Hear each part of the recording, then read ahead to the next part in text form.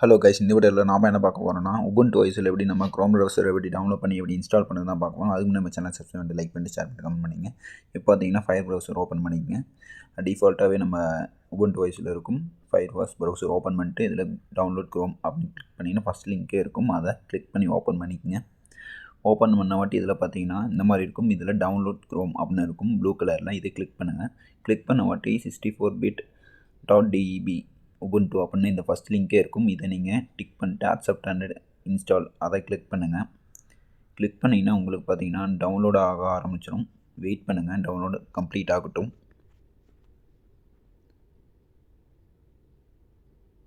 Okay, complete ஆகிடுச்சு. இப்போ close பண்ணிடுங்க. க்ளோஸ் பண்ணிட்டு பார்த்தீங்கன்னா உங்களோட ஃபைல்ஸ்க்கு போயிடுங்க.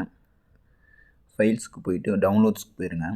டவுன்லோட்ஸில் பார்த்தீங்கன்னா இந்த பக்கம் ஒயிட் ஸ்பேஸில் பார்த்தீங்கன்னா ரைட் கிளிக் பண்ணி ஓப்பன் இன் டெர்மினல், உங்கள் மவுஸை ரைட் கிளிக் பண்ணி ஓப்பன் இன் டெர்மினல் இதை கிளிக் பண்ணுங்கள். கிளிக் பண்ண வாட்டி இந்த மாதிரி வரும். இதில் பார்த்தீங்கன்னா எல்எஸ் அப்படின்னு டைப் பண்ணிங்க. எல்எஸ் டைப் அடித்து என்டர் அடிங்க. என்டர் அடித்த வாட்டி இந்த மாதிரி இருக்கும்.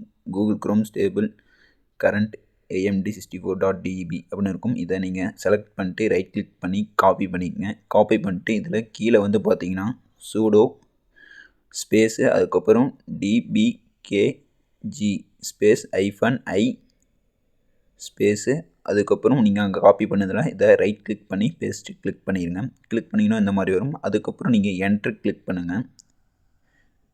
அதுக்கப்புறம் உங்களோட சிஸ்டம் உபுண்டோட பாஸ்வேர்டை நீங்கள் என்ட்ரு பண்ணிக்கோங்க. என்ட்ரு பண்ணிட்டு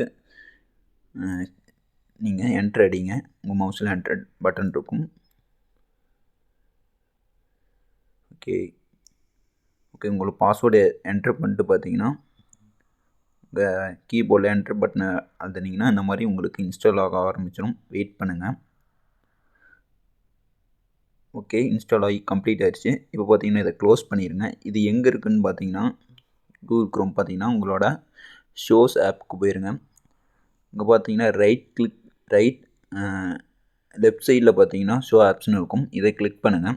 இது கிளிக் பண்ண வாட்டி இது இது பண்ணிங்கன்னா கூகுள் க்ரோம் அப்படின்னு இருக்கும். இதை நீங்கள் கிளிக் பண்ணி ஓப்பன் பண்ணிக்கோங்க. இதில் ஓகே கிளிக் பண்ணிக்கோங்க.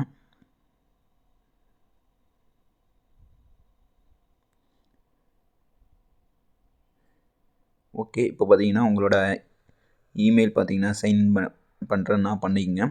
ஓகே, இப்போ பார்த்தீங்கன்னா இதில் பார்த்தீங்கன்னா கோயிட்டு இது கிளிக் பண்ணிட்டு ஓகே, இந்த பக்கம் எப்படி லெஃப்ட் சைடில் இந்த மாதிரி எப்பயுமே இருக்கிற மாதிரி அது எப்படி நம்ம செட் பண்ணோன்னா உங்களோட அந்த ஷாப்ஸ்க்கு போயிட்டு கூகுள் க்ரோமை ரைட் கிளிக் பண்ணிங்கன்னா பின் டு டேஷ் அப்படின்னு இருக்கும்.